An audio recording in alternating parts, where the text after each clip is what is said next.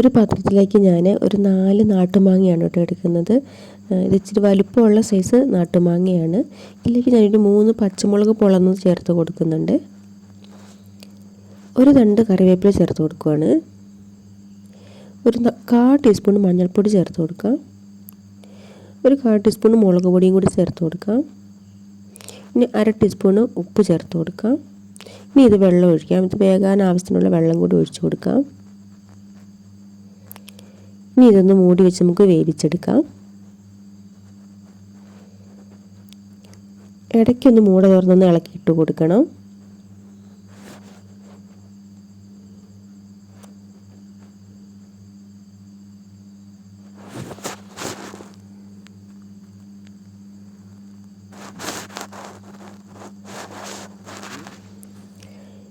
ഇനി നമുക്കിതിലേക്ക് ഒരു അരപ്പ് തയ്യാറാക്കണം. ഞാൻ അതിന് വേണ്ടിയിട്ട് ഒരു ശകലം തേങ്ങ എടുത്തിട്ടുണ്ട്, ഒരു 2 കൈപ്പിടിയോളം.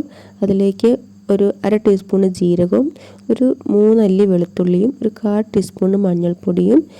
ഞാൻ തൈര് ചേർത്താണ് ഇത് അരച്ചെടുക്കുന്നത്. നിങ്ങൾക്ക് വെള്ളം ചേർത്ത് വേണമെങ്കിൽ അരച്ചെടുക്കാവുന്നതാണ്. ഞാൻ അരയ്ക്കാൻ ആവശ്യമുള്ള തൈരും കൂടി ചേർത്ത് നന്നായിട്ടൊന്ന് അരച്ചെടുക്കുവാണ്.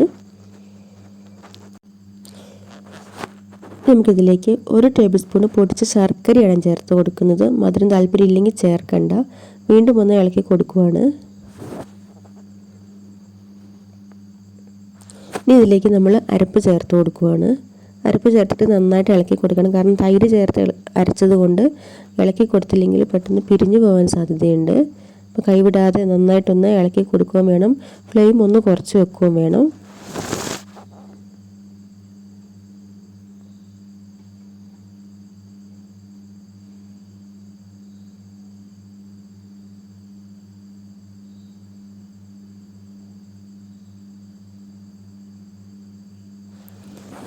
നമുക്കൊന്ന് താളിച്ചെടുക്കണം. ഞാനൊരു പാത്രത്തിലേക്ക് നെയ്യാണ് ചേർത്ത് കൊടുക്കുന്നത്. നെയ്ക്ക് ടേസ്റ്റ് കൂടുതലാണ്, അതുകൊണ്ടാണ്. വെളിച്ചെണ്ണ ചേർത്താലും മതി. 1 ടേബിൾ സ്പൂണോളം ചേർത്തിട്ടുണ്ട്. ഞാനിതിലേക്ക് 1/2 ടീസ്പൂൺ കടുകും ഒരു 1/2 ടീസ്പൂണിൻ്റെ അടുത്ത് തന്നെ ഉലുവായും ചേർത്ത് കൊടുക്കുന്നുണ്ട്.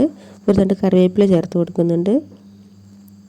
ഒരു 2 വറ്റൽമുളക് ഇട്ട് കൊടുക്കുന്നുണ്ട്. ഒപ്പം തന്നെ ഒരു ശകലം കാശ്മീരി മുളക് പൊടിയാണ് ചേർത്ത് കൊടുക്കുന്നത്, ഒരു കളർ കിട്ടാൻ വേണ്ടിയിട്ട്. ഇതെല്ലാം കൂടി നമുക്ക് മാങ്ങാക്കറിയിലേക്ക് ചേർത്ത് കൊടുക്കാം.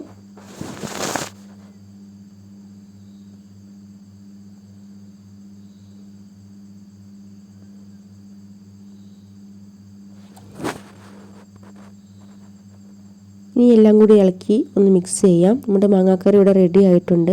എല്ലാവരും ഒന്ന് ഉണ്ടാക്കി നോക്കണം കേട്ടോ. മാമ്പഴ പുളിശ്ശേരി നല്ല ടേസ്റ്റ് ഉള്ളതാണ്. ഉണ്ടാക്കി നോക്കിയിട്ട് അഭിപ്രായങ്ങളൊക്കെ ഒന്ന് അറിയിക്കണേ.